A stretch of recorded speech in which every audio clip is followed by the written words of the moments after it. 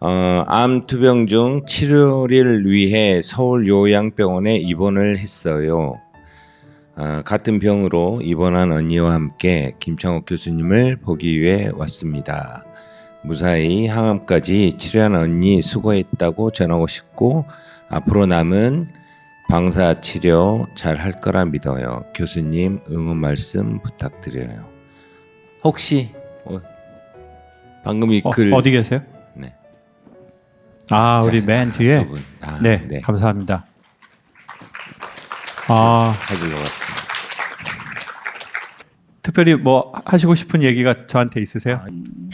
언니 지금까지 뭔가. 치료 잘 해왔고 뭔가. 앞으로도 잘 할 거라 믿는다고 말씀하고 싶고요. 어디서 오셨어요? 각각 달라요. 아, 저는 전주고요. 청주요. 저도 제 주변 사람도 아프면서 제가 느껴지는 게 사람이 진짜 웃는 거 아무것도 아닌 것 같고 감동을 받거나 깨닫는 거 아무것도 아닌 것 같고 눈물이 나는 거 아무것도 아닌 것 같은데 진짜 몸에서 엄청난 실제 화학적 반응이 일어나는 겁니다. 네. 약물도 약물이지만 어떻게 보면 약물이나 수술은 진짜 마지막 보루인 것 같고 연합 전선을 구축하는 게 좋은데 운동 꾸준히 했으면 좋겠고 그리고 모든 슬픔을 갑자기 이기려고 하면 안 되는 것 같고 그냥 슬프고 안 좋은 상황에서 갑자기 구원받으려고 하니까 문제가 생기는 것 같아요. 그냥 얘랑은 일단 같이 가야죠. 그러면서 우리가 실현 가능한 한 좋은 것들을 같이 해야 되는 것 같아요. 그러니까 이 문제를 갑자기 난 이것만 되면 정말 행복할 거야 이런 거 그런 거 있잖아요. 뭐 우리의 대학만 가면 나 진짜 우리가 이것만 되면 될 거야라는 것들이 잘 안 되고요. 두 번째는 돼도 새로운 문제가 생기잖아요. 진짜 나 큰 거 바라지 않아. 시어머니만 진짜 오늘 내일 하는데 진짜 좀 좋은 마무리 되면 나 진짜 안 돌아가셔 그런 분은요. 그리고 문제가 또 생겨. 그거는 다 우리가 뭔가에 속는 것 같은 것 같아요. 그리고는 삶을 좀 더 온전하게 못 사는 방식인 것 같아요. 그러니까 우리가 지금 산적한 문제가 있다면 이것만 해결되면 좋을 거야, 내 삶이 펼쳐질 거야 라고 생각하는 게 아니라 그래 얘랑 같이 가자, 해결되지 않은. 그런데 지금 나한테 플러스 될 수 있는 걸 정기적으로 할 만한 걸 하자. 그게 운동이든 정기적으로 기도를 하는 거든. 그때 근데 이제 사람들이 저한테 이렇게 묻는 게 있어요. 그럼 뭐가 좋아요? 라고 하는 게. 근데 저는 뭐가 좋은지보다 더 좋은 걸 발견해냈어요. 그때 진짜 우리가 지금 해결하고 싶은 문제가 있어요. 근데 우리는 이것만 해결되면 좋다고 생각해요. 그리고 급하면 신께 기도를 해요. 이것만 해결해 주신다면 저도 섭섭지 않게 갚으겠습니다. 저도 그렇게 못난 년은 아닙니다.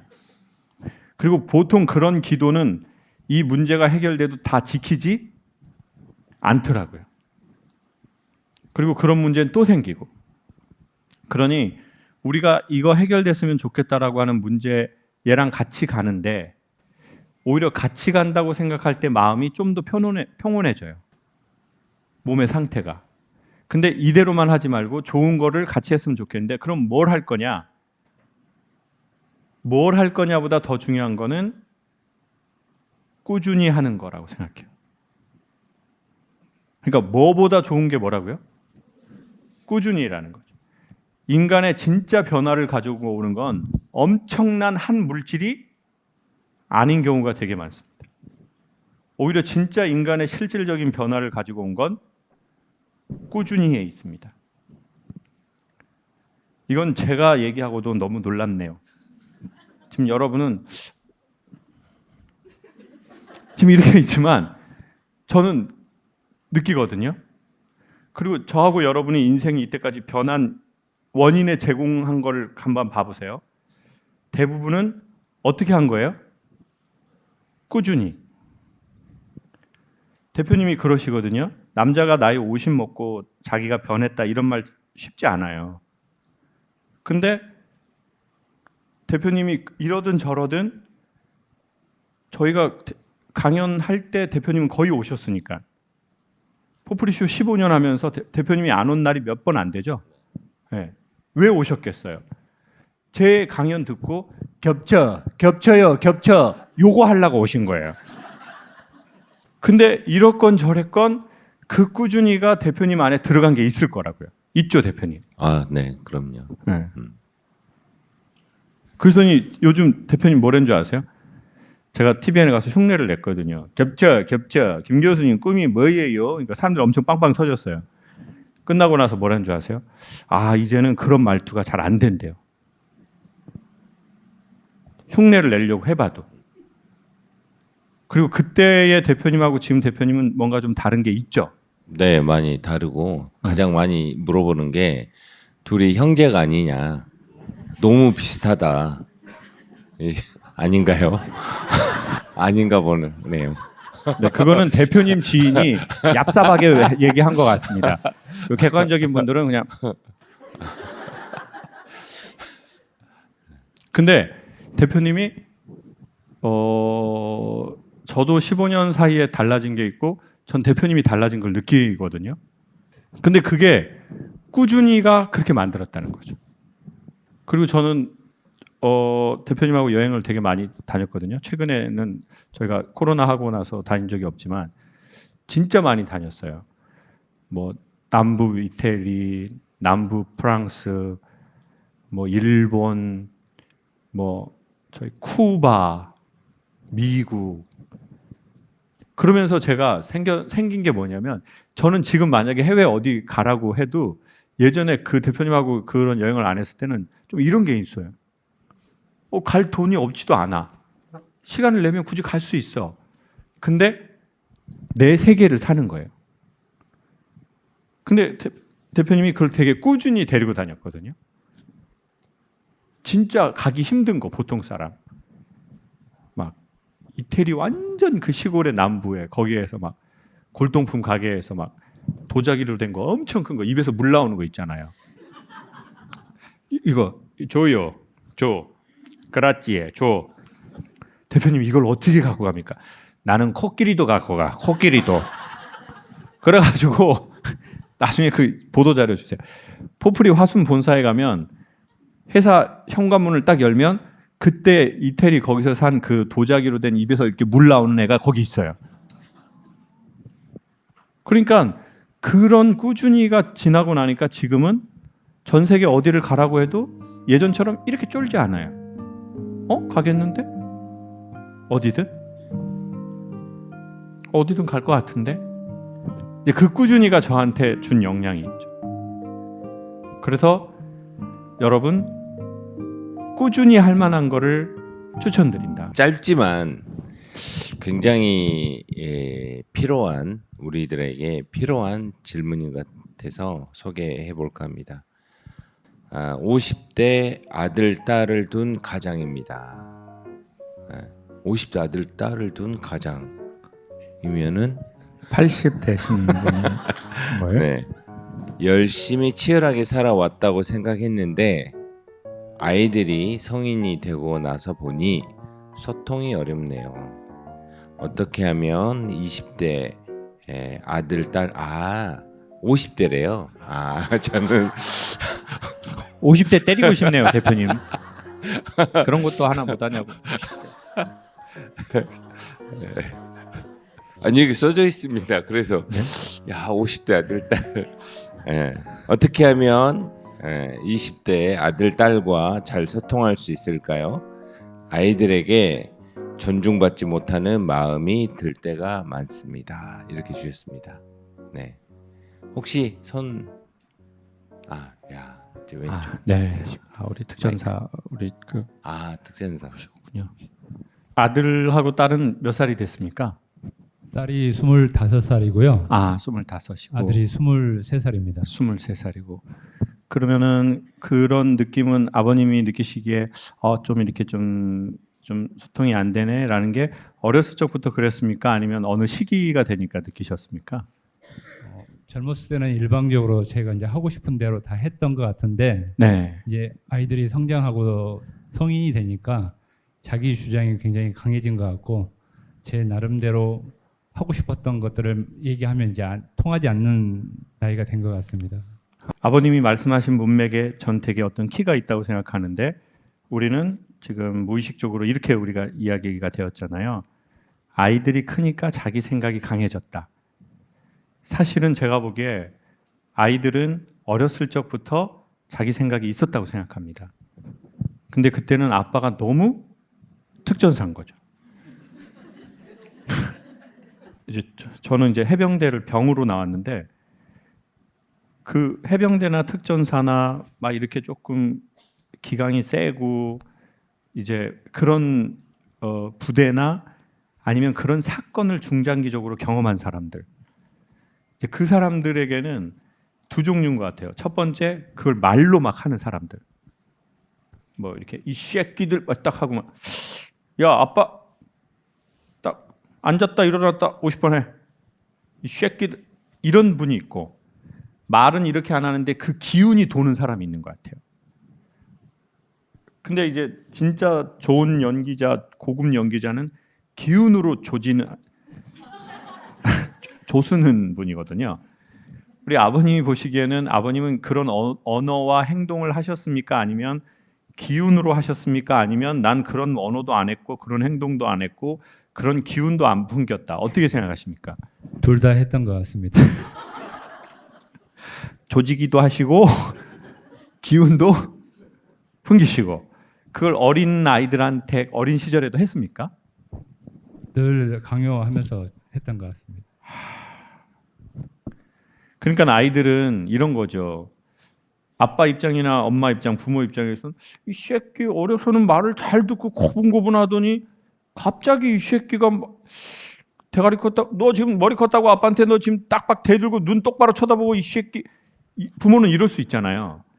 근데 제가 보기에 아이들은 갑자기 그렇게 된 게 아니라 세상에 갑자기는 없잖아요. 네, 세상에 갑자기는 제가 보기엔 절대 없거든요. 근데 수면 밑에 나타났던 현상인 것 같아요. 아빠가 너무 강압적이고 무섭고 권위가 있는 게 아니라 권위주의 같고, 그리고는 이제 근데 그게 이제 30년 전 특전사니까 몇 년도 입대하신 거죠? 거의 93년도 했던 것 그러니까 93년. 저 93 테크인데. 저 93년 6월에 입대했거든요. 그러니까 그때 막 해병대, 공수부대 이런데 저 그때 많이 때렸죠. 같습니다. 네, 많이 맞기도 하고 많이 때리기도 했던 것 같습니다. 하사관으로 가셨는데 하사관이 더 때리더라고요. 병들은 그냥 앞에서 맞고 하사관은 뒤에서 엄청 때리더라고요. 그러니까 아버지 그때 거의 한 4년 5개월, 5년 전후 하셨잖아요. 6년 정도 하고는 6년. 그러면 이 6년 안에 이게 엄청 배어 있을 거라고요. 30년 전 그런 일반 부대가 아니라 특수부대의 직업 군인들에게 이게 엄청 묻어 있을 거예요. 지금 군인은 뭐 그냥 뭐 아람단이야, 아람단. 이렇게 얘기하면 안 되죠. 아니 근데 그랬을 거예요. 30년 전은 제가 보기에 엄청나게 불합리한 게 많았던 시절. 이 세상에 이럴 수가 있어? 이런 자기들만의 리그가 있잖아요. 막 말도 안 되는 죽음이 왔다 갔다 하는. 근데 아버지는 이제 그 세월을 견뎠고 그 세월이 몸에 익었을 거라고 생각해요. 그리고 또 희한하게 문제는 제대하면 제대를 해야 되는데 제대 안 하는 사람이 있어요. 이 의식이 제대를 해야 되는데 제대를 안 해. 네. 저도 군대 제대하고 저는 2년 2개월이었는데도 제대를 못 하더라고요. 그러니까 항상 이렇게 말다. 이렇게. 네. 군복 입고. 성악과 동기 여자애들이 오빠 언제 제대하냐고 물어보더라고요. 오빠는 제대 안 하냐고. 제대 안 하냐. 근데 저는 그게 그 사람네 입장에서는 야지였는데 저는 그게 칭찬이라고 생각했나 봐요.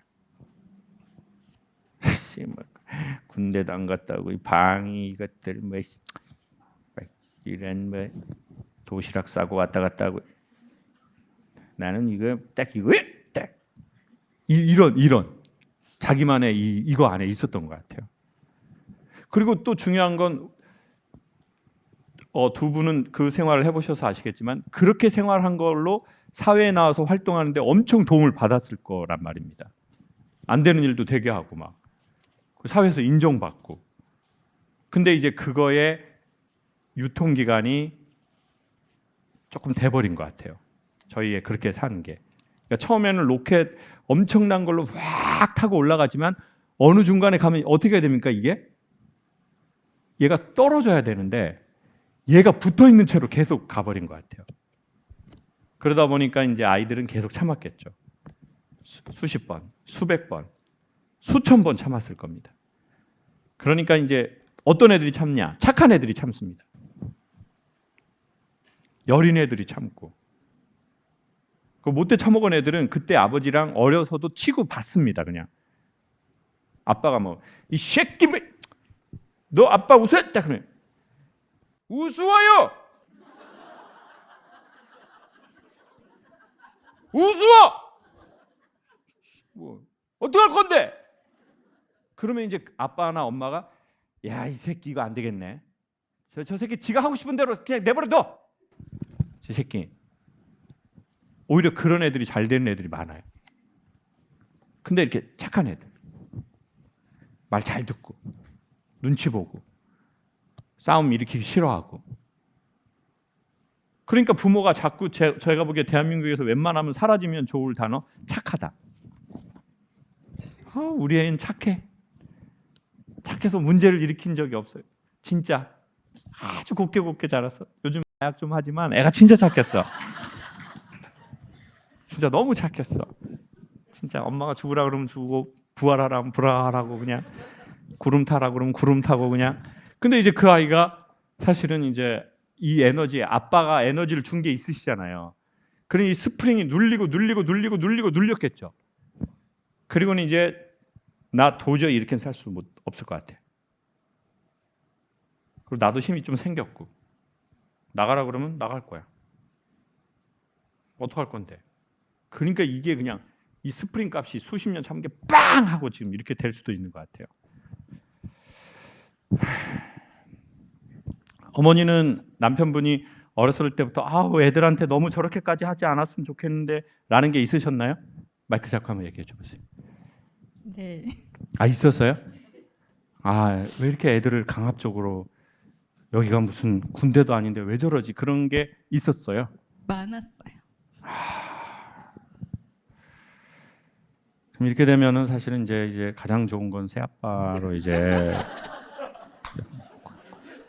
공수부대 아빠는 낙하산에 실어가지고 이제 저기 어디 바누아투 같은 데로 가고 이제 사실은 군대 안 갔다 온 아빠로 이렇게 부드러운 아빠로 해야 되는데. 근데 그걸 남편분한테 얘기는 안 하셨어요? 자기야 너무 세. 애들한테 너무 그러지 마. 애들 너무 어려. 자기야 너무 세. 이런 얘기는 안 하셨어요? 수없이 많이 했어요. 새아빠가 맞습니다. 그거를 안 한 것도 아니고 수없이 많이 했는데 그때는 아버님이 힘이 너무 있으셔가지고 그 말을 안 들으신 거네요. 네, 그랬던 것 같아요. 그럼 아버님은 언제부터 힘이 좀 빠지셨습니까? 몇 년 전에 이제 한번 크게 좀 어려운 일이 생기고. 네, 어려운 일이 생기고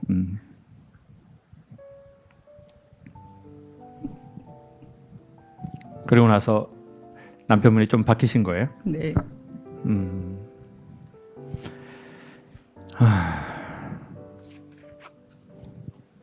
그럼 이제 아빠는 이제 내 몸에 힘이 빠지면서 애들이 조금 눈에 들어올 수도 있고 내가 좀 잘해야 되겠네. 뭐 이렇게 해서 말도 좀 더 걸어보려고 하고 뭐 이렇게 뭐 아빠하고 이렇게 뭐 좀 해. 그러면 이제 애들은 됐어요. 언제부터 이렇게 친절하셨다고. 부담스럽습니다. 낙하산 아빠. 언제부터 이렇게 챙기셨다고 친절하셨다고 뭐 엄청 챙기시네.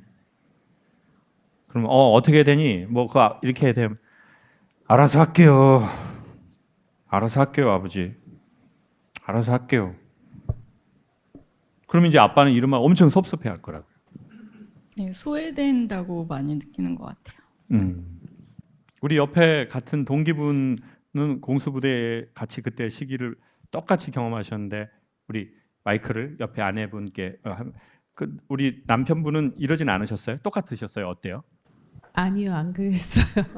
부드럽게? 저희 아빠는 아. 저보다 더 부드럽게 아이한테. 이게 새 아빠가 좋습니다. 맞아요. 이게 공수부대 나왔다고 다 그런 게 아니거든요. 해병대 나왔다고 다 그런 거 아닙니다. 또 어떤 아빠는 공수부대 나와도 그냥 부드럽게 그랬구나. 그러면 이제 우리 어머니께서는 아이가 몇입니까 지금? 저는 24살 딸 아이 한 명이에요. 딸 한 명? 네. 그러면 그 딸하고 아빠하고는 지금 사이가 좀 어때요? 관계가 너무 좋아요. 지금도 아빠 안아줘. 뭐 이렇게 지금도 스킨십 여전히 하고요. 어릴 때처럼. 그렇게 관계가 좋아요.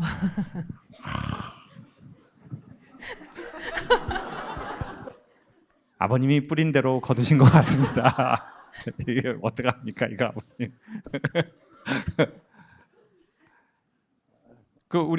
우리 아버님 마이크 한번 주시고 아버님의 아버님하고 아버님 사이는 어떠셨습니까 우리 남편분하고는? 아버지하고 많이 불편했었던 것 같아요. 어떤 이유로요? 저희 아버님도 군대 이제 6.25 전쟁을 겪고 나오신 상황이다 보니까 항상 남자는 군대를 갔다 와야지 철이 든다고 말씀을 하셨었던 것 같아요. 엄하게 구셨던 것 같고 따뜻한 말 한마디 잘 안 하셨던 것 같아요. 네.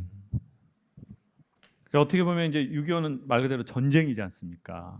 사람 죽고 죽이고 뭐 다 부서지고 뭐 팔 잘리고 가까운 사람이 죽고 그러니까 그 시대에 가장 중요한 건 뭐 이렇게 대화하고 뭐 이런 게 뭐가 중요합니까? 지금 당장 정신 바짝 차려서 사주 경계하고 살아남고 이 새끼 죽어 그 뭐 대화하다 포탄 떨어지면 대화하다 그냥 하나님하고 대화하는 거야 이 새끼.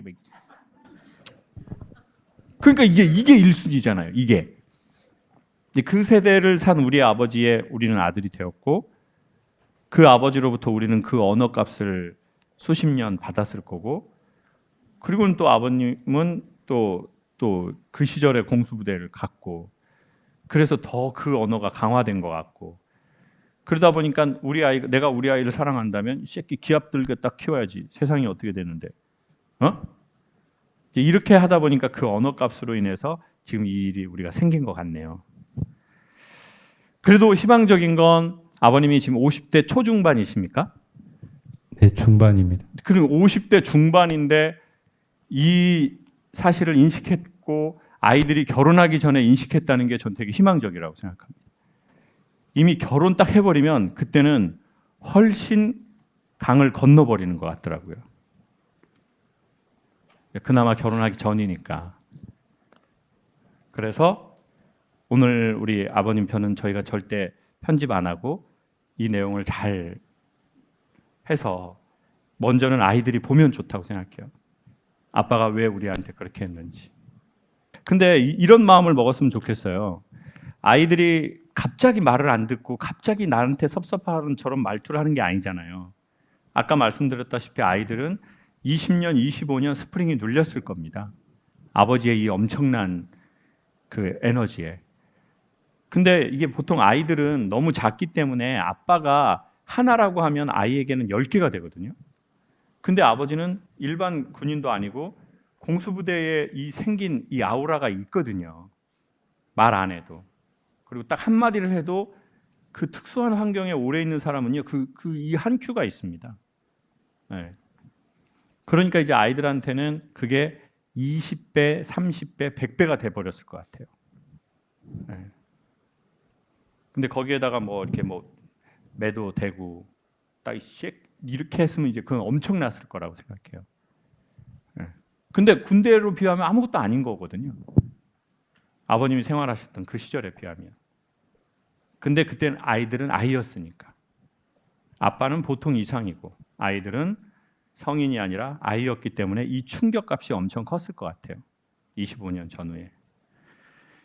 어쨌든 그것을 우리가 아이들이 결혼하기 전에 인지하고 인식하고 인정했다는 건 너무 희망적인 일이라고 생각하고요. 아이들이 오랜 세월로 이렇게 된 거니 갑자기 되려고 하면 안 되는 것이 1번인 것 같아요. 이걸 갑자기 좋아지게 하겠다. 이건 그것 자체가 더 문제를 얼그러지게 하는 것 같아요. 네. 그래서 한 1년 생각할 걸 한 3년 생각하시고 3년 생각할 걸 한 5년 생각하시고 진행했으면 좋겠고 그리고 여기서 마지막 핵심을 이렇게 소개하겠습니다. 먼저는 시간을 길게 잡으시면 좋겠다. 두 번째는 자연스럽게 좋아지는 건 없다.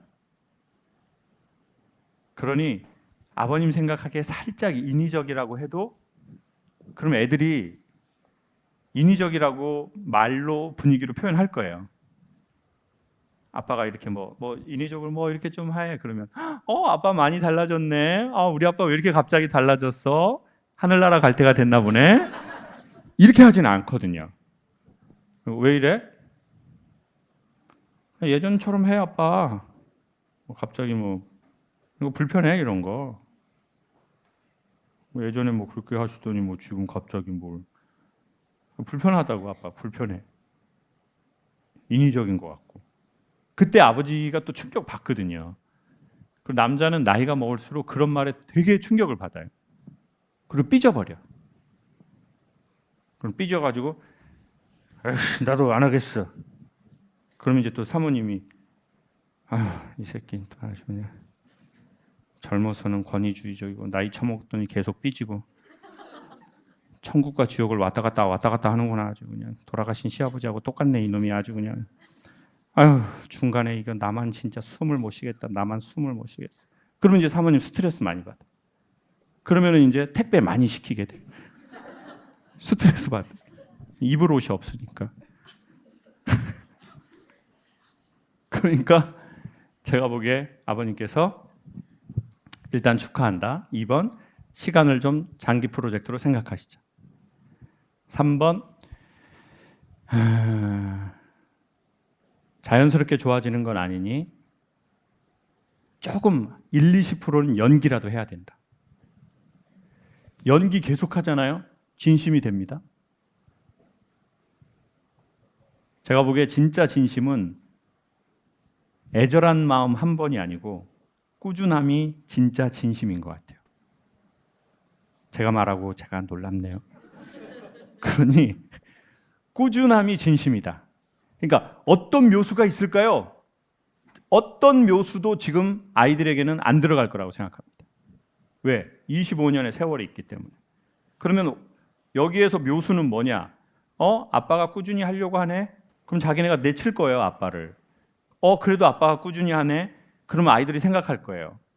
결혼하기 전이든 결혼하기 후든 내가 아빠한테 너무 하는 것 같네? 내가 이렇게 아빠한테 좀 말도 함부로 하고 예의 없게 하고 막 그러는데도 아빠가 계속 꾸준히 하네? 내가 미안하네? 이런 생각을 가질 겁니다. 그리고 아이들한테 대화하려고 한다면 자꾸 인생을 컨설팅하는 것보다 아빠가 알아도 모르는 척 도움을 구하는 언어 방식이 좋습니다. 이거 어떻게 해야 돼? 아빠 이거 잘 모르겠네. 아들 이거 어떻게 좀 조금만 알려줘 봐봐. 이거 핸드폰으로 야동 보는 거 어떻게 해야 되는 거야? 좀 알려줘 봐봐. 왜냐하면 약한 모습을 보일 때 아이들은 비로소 아버지에게 들어가는 게 있거든요. 여기서 컨설팅하고 지시하고 미래를 또 얘기해주고 아버지가 살아온 경험으로 미래를 또 유추하고 이런 건 거의 도움 안 됩니다. 알아도 모르는 척, 모르면 진짜 물어보고 낙심이 되지만 그래도 이 시간 아이들은 25년 동안 그랬으니까 하실 수 있다고 생각해요. 왜냐하면 30년 전에 공수부대를 6년을 견디셨기 때문에 아버님 안에는 그 저력이 있다고 생각합니다. 그리고 이미 다 뭐 아시겠지만 특수부대는 보이지 않는 곳에서 수많은 훈련을 하고 수많은 작전을 하는 건데 그 힘든 시절에 공수부대 6년을 계셔서 아시겠지만 대한민국 지금 분단 국가입니다. 지금도 경계 근무를 24시간 서는 나라입니다. 근데 그 수많은 군인들이 그 수많은 시간을 훈련하고 전투하고 그랬기 때문에 이 나라가 여기까지 왔고 지금도 두 분의 후배분들이 또 어딘가 이 추운 날에 엄청난 고생을 하고 있을 거고 군대는 아무리 좋아도 힘든데 그랬기 때문에 대한민국이 지켜졌을 수 있다고 생각합니다. 대통령을 대신해 감사의 말씀을 꼭 드리고 싶습니다. 우리 아버님이 아들하고 딸한테 이름은 얘기하지 마시고 아들 딸이라고 부르고 우리 PD님 보시고 마음에 꼭 하고 싶은 말 한번 해주시죠. 사랑하는 아들, 딸, 아빠가 너무 너희들에게 힘들게 강요하면서 살아오게 해서 미안하고 앞으로는 아빠도 많이 바뀌는 모습으로 너희들에게 다정다감하게 다가갈 수 있도록 노력할게. 사랑한다. 감사합니다. 다음 사연입니다. 창옥 선생님, 저는 28살입니다. 저희 엄마는 50세입니다. 네, 모녀가 오셨는데 저와 엄마 그리고 제 친구와 친구 어머니 이렇게 네 분이 방문을 오늘 해주셨다고 합니다. 근데 공교롭게 다 같이 직장 생활을 일찍 시작을 하셨대요. 근데 이 네 분이 또 공교롭게 지금 쉬고 계신다고 합니다. 그래서 직장 생활할 때 정말 이렇게 많이 하고 싶은 게 휴식과 늦잠이잖아요. 그래서 그렇게 이제 쉬고 있는데 점점 불안한 마음이 들고 공허함이 들어서 바랬던 소중한 시간을 망치는 것 같은 생각이 들 때가 있다고 합니다. 지나가면 이 시간이 너무 아까울 정도로 소중한 시간을 어떻게 더 지혜롭게 보내고 싶으신지 질문을 해주셨습니다. 근데 어떻게 지금 다 네 분이 어떤 이유로 잠깐 쉬시는 거예요? 이직을 고려하시는 거예요? 어떠세요? 저랑 친구는 이직을 하려고 하고 있고 엄마는 잠깐 선생님이셨는데 쉬고 계시고 친구 어머니 퇴직하셨어요. 그러면은 불안한 게 어떤 것 때문에 불안해요? 뭐 모아둔 돈이나 이런 걸 다 좀 썼어요? 아니면 돈은 조금 여유가 지금 있는 상황인데 그냥 일을 안 하니까 좀 불안한 거예요? 제가 좀 큰 병원에서 일하고 있었는데 병원? 친구들은 큰 병원에서 계속 경력을 쌓고 있는데 저만 좀 휴식이 필요해서 쉬고는 있지만 그 쉬는 시간에 친구들이 쌓는 경력에 조금 불안함을 느낄 때가 있어요. 걔네들도 쉬었으면 좋겠네요. 그러면은 이 불안함이 줄어들 텐데. 그럼 이제 그거에 대한 불안함이에요. 그 친구들은 계속 스펙을 쌓고 연차도 늘어가고 그런데 나는 내 개인적인 사정으로 쉬고 있어서. 네. 그러니까 이 말씀을 드릴게요. 전에 제가 유통 일을 조금 했었을 때 이제 사과를 파는데 배하고 우리나라의 과일의 70%는 조금 가격대가 있는 과일들은 선물을 한대요. 그러니까 자기가 사 먹는 게 아니래요. 그러니까 이번에 설에 갈 때도 우리는 뭘 사가죠 보통? 과일, 배, 이게 막 배하고 사과 막 사람 대급박만한 거 있잖아요. 그거 하고 뭐 스팸 아니면은 뭐 김, 뭐 이런 걸 사가잖아요 우리가. 근데 절대적인 건 아닌데 사과를 제가 농가하고 가서 해보니까 지역에 따라 좀 편차가 있지만 사과가 가장 맛있게 드는 때는 추석에서 조금 시간이 지났을 때예요. 한 달에서 한 달 반. 근데 유통업자나 생산자나 우리의 국민의 소비의 패턴이 선물을 하기 때문에 그 선물은 딱 1년에 2번이에요. 언제죠? 추석이랑 설날 때예요. 이때 제일 많이 나가요. 그러니까 생산 농가도 유통업자도 당연히 그때 하고 싶어 해요. 근데 문제는 뭐냐? 이 사과나 배나 얘네들이 자연스럽게 그 맛이 들 때가 근본적으로는 그때랑 안 맞아 버려요. 특별히 추석에는. 그러면 일부 농가가 꽃이 피기 시작하면 성장 촉진제를 바르는 데가 있어요. 그러면 어떻게 되냐면 빵이 커져요. 그 출하 시기에 맞춰서. 근데 뭐가 안 들었어요? 맛, 즉 당도, 브릭스가 오르지가 않아요. 왜? 빵만 커지고 안에 이 당이 차지가 않는 거예요. 왜? 성장 촉진제를 발라버렸으니까. 근데 저는 대한민국이 모든 분야에서 상당 부분 많이 이렇게 해버린 것 같아요. 교육도 마찬가지고 자녀 교육도 마찬가지고 사업도 마찬가지고 우리가 되게 핵심으로 뭔가 비즈니스가 일어나야 될 그 삶의 그때가 있으니까 성장 촉진제를 아이들과 자기 조직과 자기 하는 일에 발라버리는 거예요. 그러니까 이거는 커졌는데 맛이 안 들어요. 그러면 사람들은 결국 이 사과에 대해서 어떻게 인식해요? 사과는 그렇게 맛이 있지는 않아. 그러니까 선물 받는 걸로 먹든 선물할 때 먹든 그러자. 이 사과에 대한 이미지가 생겨요. 그러니 모든 과일과 모든 사람은 자기의 때가 있다고 보거든요. 우리 자매님이래. 뭐라고 해야 돼요? 20대면 제가? 성도님? 뭐라고 해야죠? 선생님. 저도 교회 다녀가지고. 자매님이라고 해요? 알았어요. 오케이, 좋아요. 우리 자매님이 우리 자매님은 자매님의 때가 있어요. 내 인생 시간표에서. 그 시간표, 그 리듬 안에는 내가 지금 몸이 좀 건강하지 않았던 그 시기를 받았든 내 멘탈이 좀 흔들려서 쉬고 싶든 그거는 내 인생의 내 리듬이에요. 그러면 그걸 존중하면서 가야 돼요. 하나의 나무니까. 그래야 이 나무가 자기의 때에 자기 열매를 맺어요. 근데 우린 지금 왜 불안하냐? 추석에 맞춰야 되는데. 설에 맞춰서 스펙 쌓아야 되는데. 그래야 그 나이 때 이렇게 리더 간호사가 되고 뭐 미국 간호사 시험도 준비하고 결혼도 해야 되고 이때 나 이렇게 하면 나 결혼식이 놓치는데 결혼 때가 있다고 그랬는데 엄마가 결혼 빨리 해야 또 이혼도 한다고 그랬는데 그래야 또 재혼도 할 수 있고 또 세상 경험 많이 한다고 했는데 나 다 때가 있는데 그때는 세상의 때.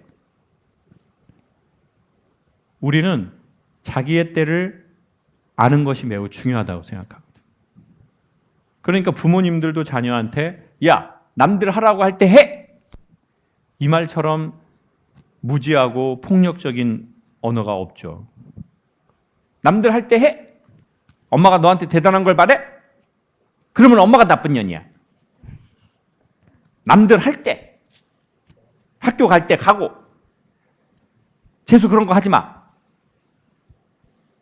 엄마 힘들어. 네 애비 때문에 힘든데 너 때문에 또 힘들어야 되니? 종자들이 아주 그냥. 그러니까 성장 촉진제 바를 거 아니에요. 그러니까 겉보기에는 멀쩡할 거 아니에요. 문제는 삶의 맛이 안 든다는 거죠. 큰 병원이 아니어도 우리 자매님에게는 또 다른 길이 있을 겁니다. 감사합니다. 저 궁금한 게 있는데 요즘 제 주변 친구들 엄마들이 갱년기 겪고 있는데 엄마들이랑 같이 소통하는 거를 좀 어려워하더라고요. 혹시 좋은 방법이 있을까요? 딸들이 할 수 있는 일단은 갱년기 엄마랑 소통하려 들지 마라. 그들은 지금 반 미친 상태다. 뭐가 안 된다. 소통 자체가 막 질풍노도의 시기인 거예요. 특별히 어렸을 적에 말 잘 듣고 흔히 말하는 착하게 지냈던 여성들은 갱년기가 오면 더 폭발해요.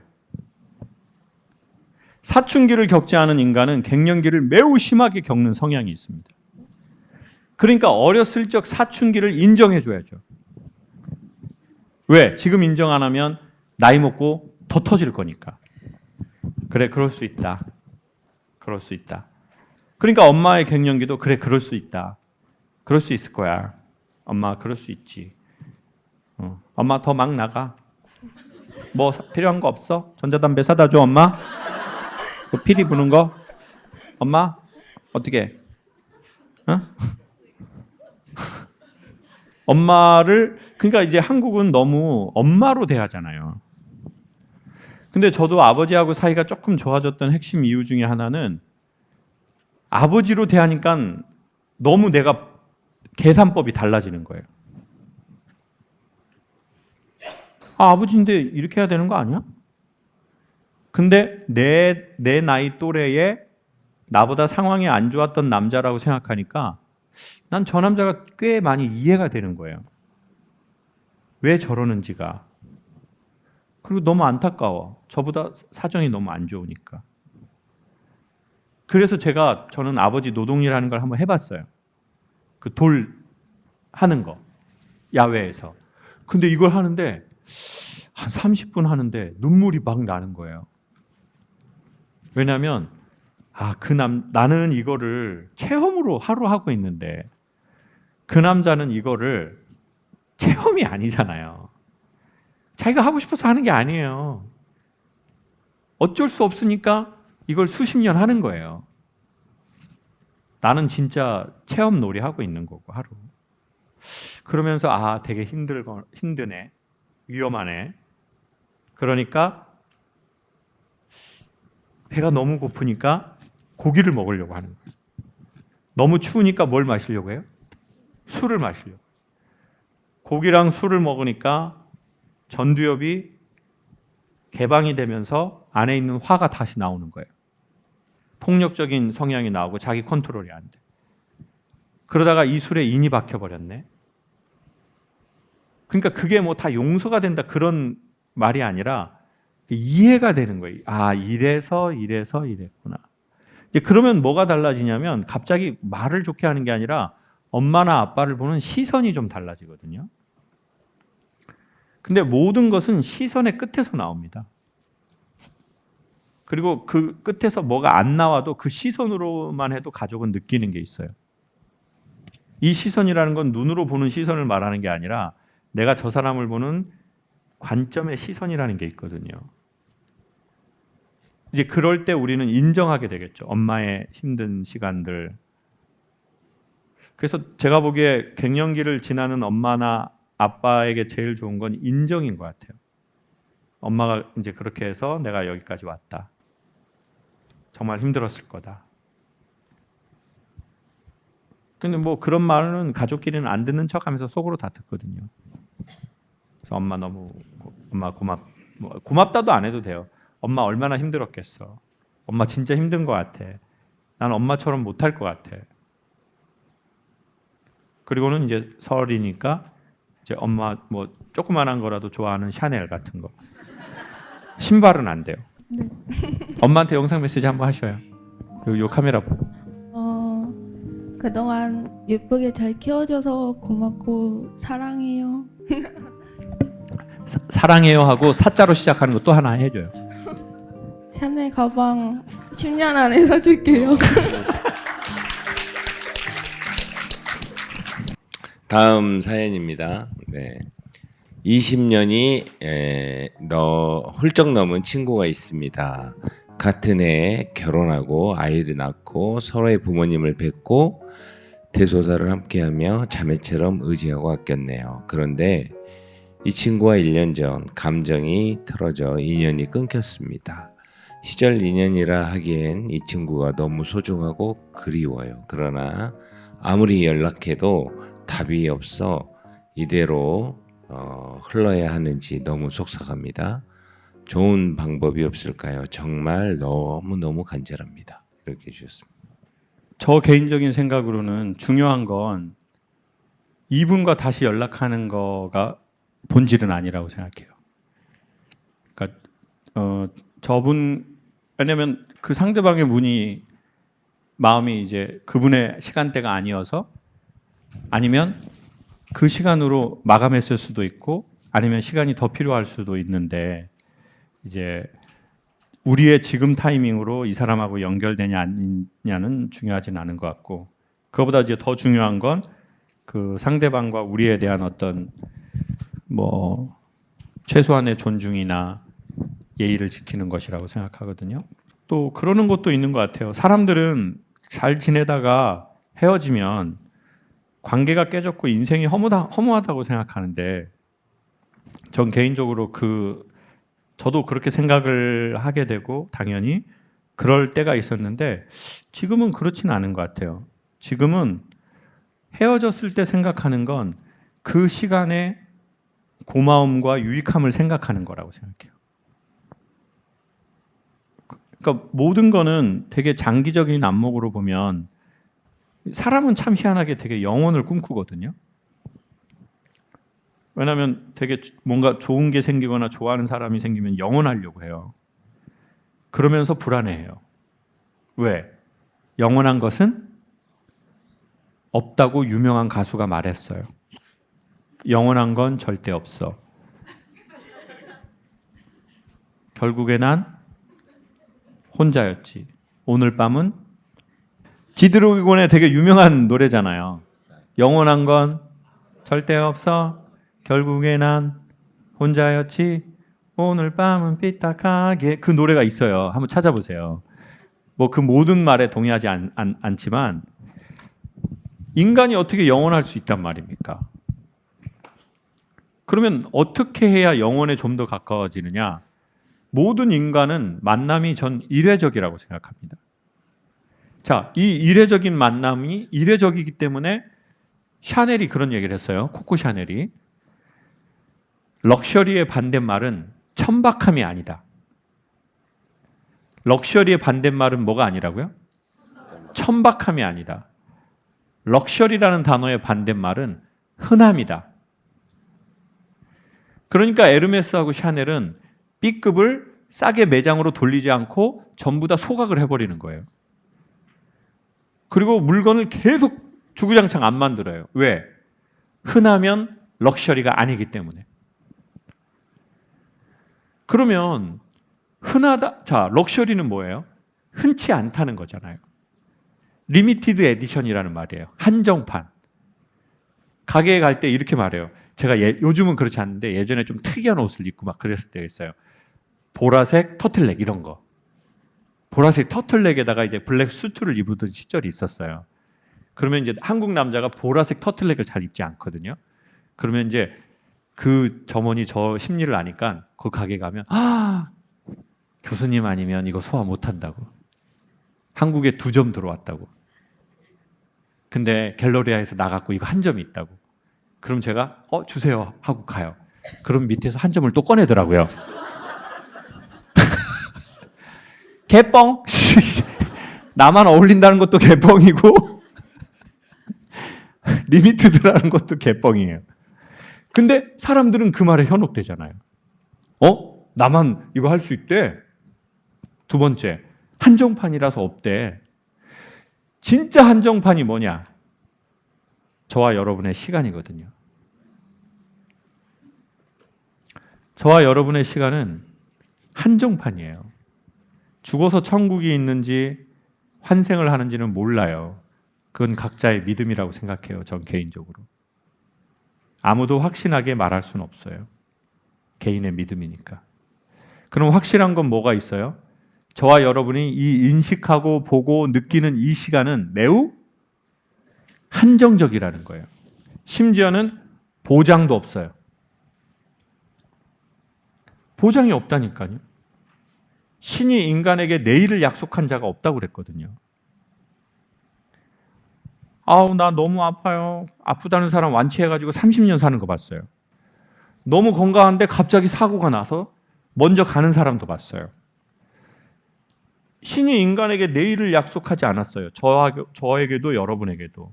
그러면 우리의 시간은 매우 불안정하고 한정되어 있다는 거예요. 이거는 완벽한 사실이에요. 그러니까 저하고 여러분은 럭셔리한 거예요. 우주가 미친 듯이 넓거든요.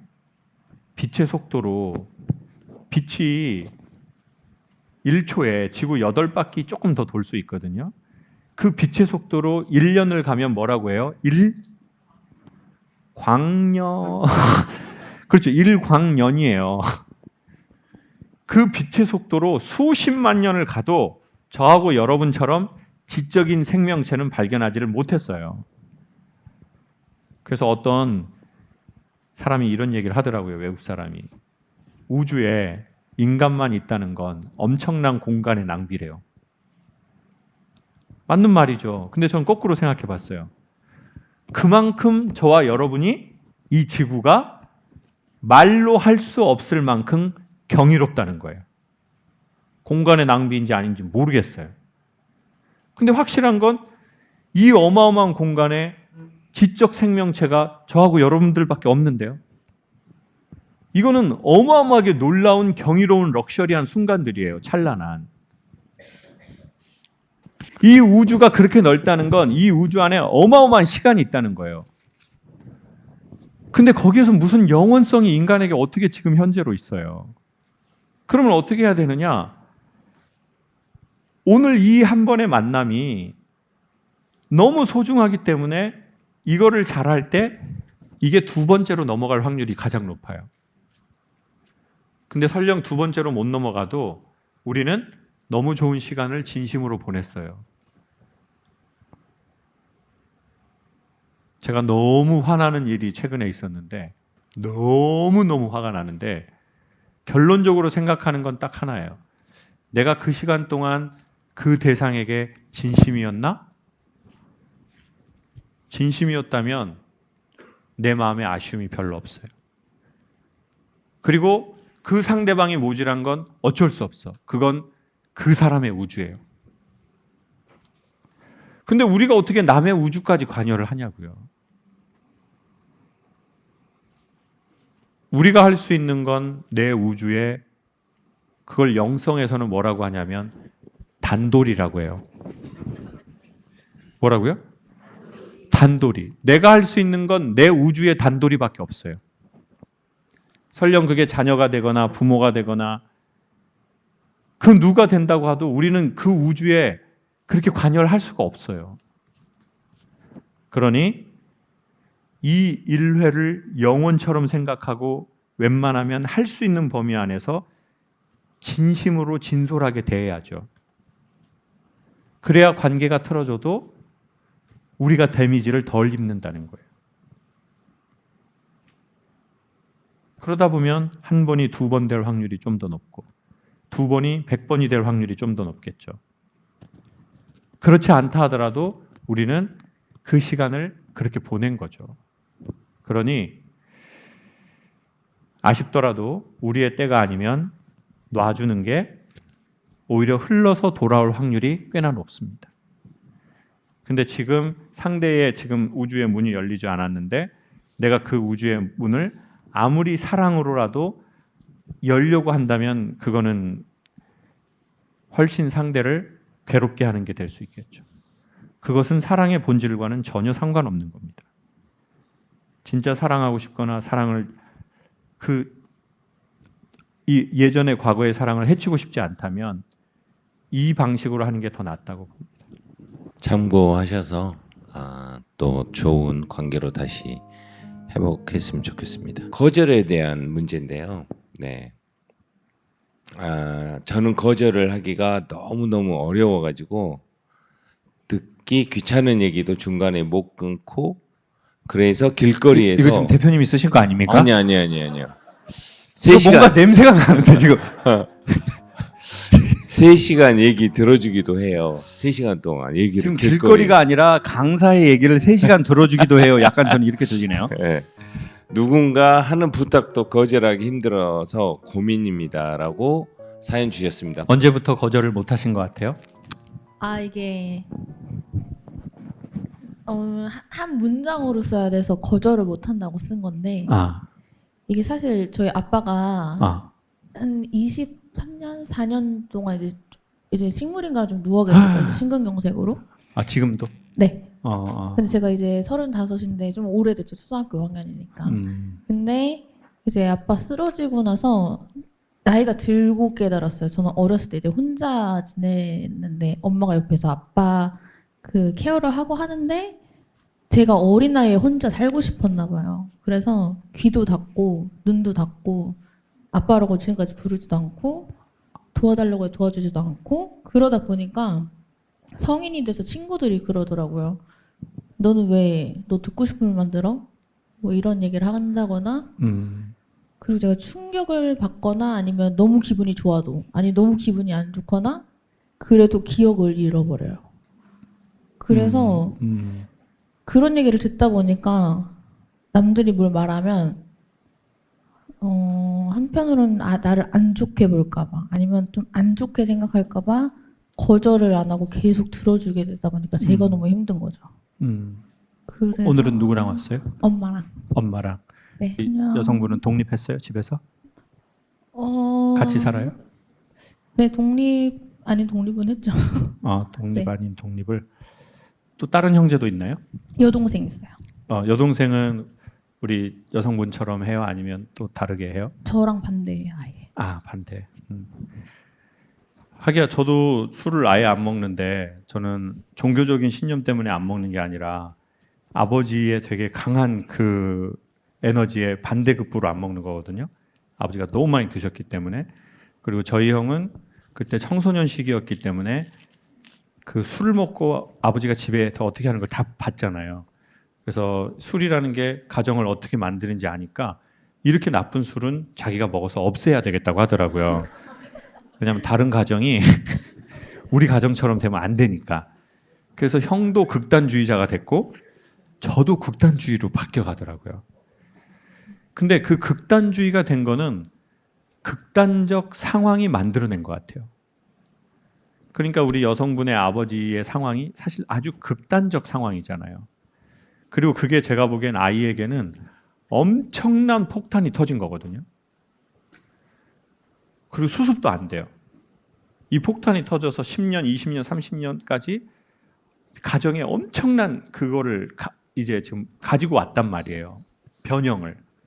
그리고 그 나이에 어린 나이에 우리 여성분은 그거를 느꼈고 인지했고 예측했을 것 같아요. 이 어마어마하게 말도 안 되는 이 일을.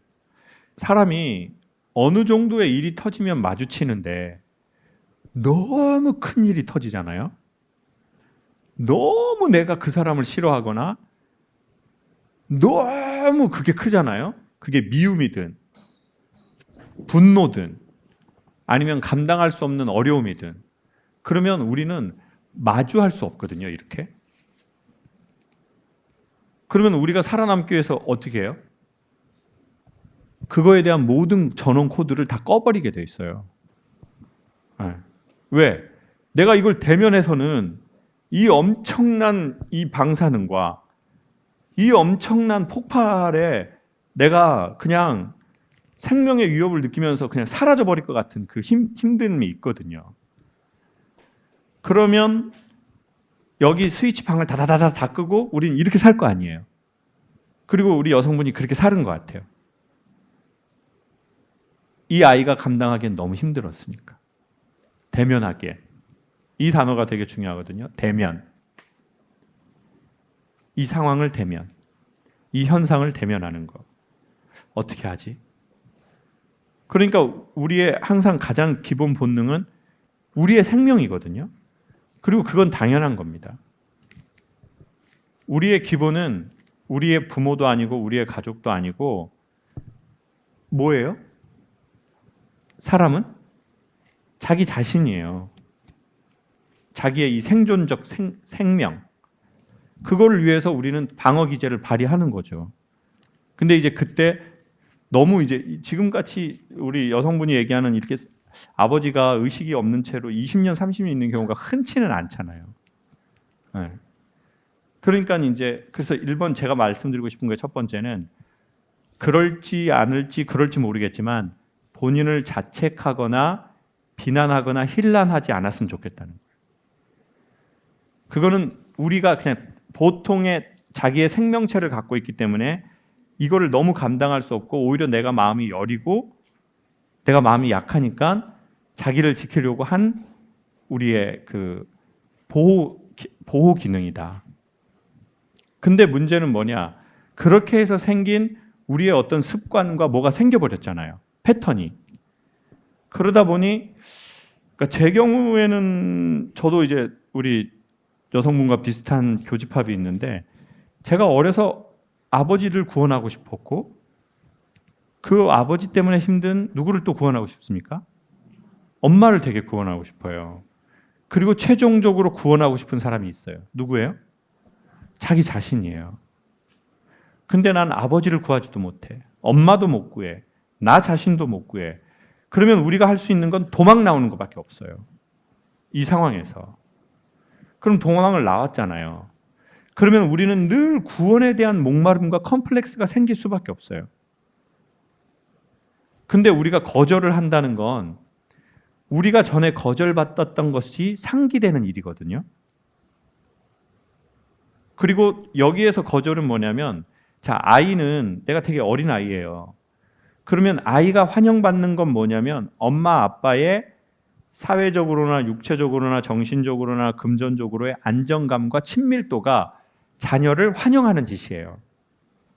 근데 아버지가 원해서 그런 게 아니라 엄마가 원해서 그런 게 아니라 우리의 가정이 경제적으로든 육체적으로든 정서적으로든 아주 특수한 상황에 놓이게 됐잖아요. 그러면 아이는 수십 년 동안 뭘 당한 거예요? 부모가 의도하지 않았지만 거절을 당하는 거예요. 내가 그 공간에 환영받고 들어갈 수가 없잖아요. 여기가 뭔가 내가 불편하고 어려운 상황이잖아요. 그러면 우리 여성은 제 생각에는 추측에는 그 거절을 엄청 당한 거예요. 거절이라는 게 못 들어와 이게 아니라 내가 평안히 있을 곳이 없는 거죠. 마음 편안하게.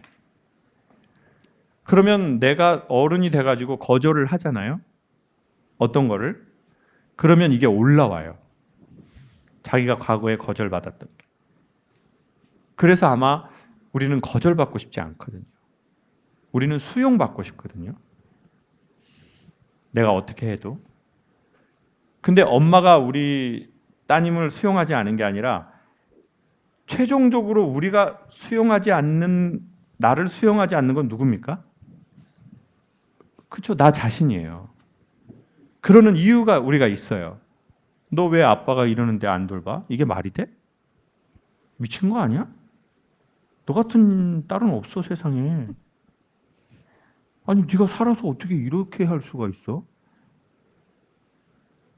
그러면 지금부터 잘하자.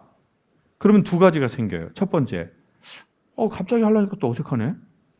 두 번째, 네가 지금부터 한다고 과거에 안 한 게 그게 해결되진 않아. 넌 엄청나게 지금 말도 안 되게 한 거야. 그러면 이 보이지 않는 소리가 계속 들릴 수 있어요. 이런 소리 들은 적 있어요? 저요? 아예 이것도 막아버렸어요? 우리가 막아버린 것 같아요. 이게 너무 맞는 말이고 큰 소리니까. 그런 생각들이 너무 많아서 사실 그런 걸로 인해서 정신의학과를 좀 다니고 있어요. 오케이. 그럴 수 있을 거예요. 그러면 이게 너무 크니까 우리는 이거를 아예 여기에 등을 돌려버릴 수 있어요. 내가 살아야 되니까 기본적으로는.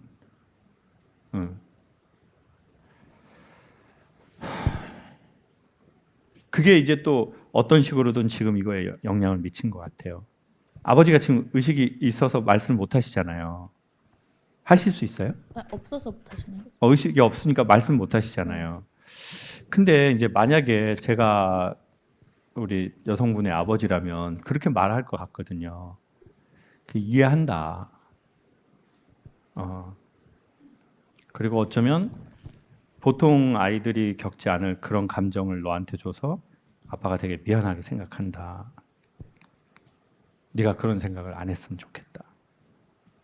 네가 아빠한테 미안해하지만 사실은 아빠가 너한테 의도치 않게 이 모든 원인을 제공해서 아빠가 너무 미안하고 안쓰럽다. 아빠가 그렇게 말하실 거라고 저는 생각하거든요. 그래서 네가 이제부터 진짜 아빠를 위할 거라면 조금씩 거기에서 네가 자유로워졌으면 좋겠다. 그게 아마 저만 그러는 게 아니라 세상의 모든 부모들이 뭐 우리 따님 같은 상황이 있다면 바라는 마음 아니겠어요? 그리고 무엇보다 이렇게 정말 말하기 쉽지 않은 것을 개인적인 상담보다도요. 왜냐하면 전 개인적인 상담은 하진 않아요. 왜냐하면 야매니까 이거 자격증도 없이 돈 받고 말도 안 되는 거잖아요. 근데 이렇게 공공적인 상황에서 얘기를 한다는 거는요. 어떤 거냐면 우리 여성분이 그것과 마주하는 아주 괜찮은 힘이 있었기 때문에 마주한다는 거예요. 이제는. 아마 아빠가 축하하고 기뻐하실지 몰라요. 그리고 그것이 좋아지는 건 갑자기 누군가가 와서 기적을 베풀어서 좋아지는 게 아니라 이렇게 대면하는 걸로 시작되거든요. 우리가 이 모든 문제가 생긴 건 어디에 있어요? 너무 큰 충격이 생겨서 그것과 대면할 수 없기 때문에 생긴 거거든요. 말도 안 되는 충격이라서 그 어린아이가 살기 위해서 닫기로 결정을 해버린 거잖아요. 그러니까 이게 오래되니까 뇌가 이제는 내 의지랑 상관없이 그 상황이 되면 선택적으로 살아남으려고 탁탁탁탁 조절을 해버려요. 그리고는 나 기억 못하는데? 이렇게 돼버리는 거예요. 그리고 이제 마음의 자책이 생기면 정신적인 문제들이 우리가 생긴단 말이에요. 계속 그걸 생각하고 이게 스며들어 버렸겠죠. 우리의 의식의 밑으로. 그러니 아버지라면 그렇게 말씀하실 거다. 그리고 그 말할 그때가 된 거다. 그래서 엄마하고 이런 얘기는 좀 이때까지 했나요? 제가 남편 23년 동안 집에서 간호하고 있거든요. 근데 저는 이제 신앙이 있으니까 한 번도 원망한 적이 없고 누구나 살다가 이런 일 겪을 수 있는 거다. 근데 이제 얘가 5학년 때 쓰러진 거였거든요. 근데 중환자실에 이제 뭐 심폐소생술을 해서 이제 살려놓고 막 주렁주렁 달렸는데 들어오라니까 못 들어오더라고요. 그때 완전 겁먹은 아이처럼. 그렇죠. 근데 오늘 한 얘기는 제가 처음 듣는 얘기예요. 아, 그래요? 그러니까 제가 항상 엄마가 그때 너를 돌볼 겨를이 없었다. 너무 위태로운 상태였기 때문에. 근데 그때 내가 너를 품었어야 된다. 너가 얼마나 외로웠겠으며 큰아이니까 다 너한테 맡겨놓고. 그래서 저는 굉장히 회개도 많이 했고 정말 미안하다는 얘기를 정말 많이 했어요. 그래서 미안해. 아빠 쓰러져서 그런 거니? 그러면 아니야. 나 아니야. 괜찮아. 이렇게만 알았는데 결국에 정신이 가서 우울증 때문에 약도 먹고 하는 그 원인이 결국은 아빠 그 쓰러진 그때 그 충격으로 인해서 이렇게 왔다라는 거 오늘 제가 처음 듣는 거예요. 딸의 그 중심의 얘기를. 그래서 너무 고맙고. 그래 오늘 완전 축제의 날이에요. 그리고 너무 정확하게 지금 얘기를 해주셨어요. 완전히 진짜 1%도 빗나가는 것도 없이 정확하게 아이를 지금 보시고 이 아이 내면이 보신다고 하니까 아니, 제가 보실까? 3월에 좋은 일 생깁니다. 이사 갈 때 동쪽으로 문난대로 가셔야 돼요. 우리 권사님 동쪽으로 문난대로 이사해요. 나 딱 보니까 3월에 좋은 일 생기고 아버지한테도 좋은 일 생기는 거 보여?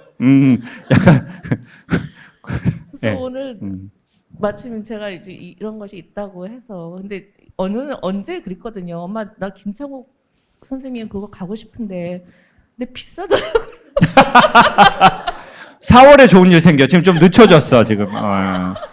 3월에서 한 달 늦춰졌어요. 지금 돈을 너무 아끼네. 가자를 했더니 너무 좋아하더라고요. 엄마 나 아침 9시부터 가서 줄 설 거야. 나 제일 앞에서 뵙고 싶어.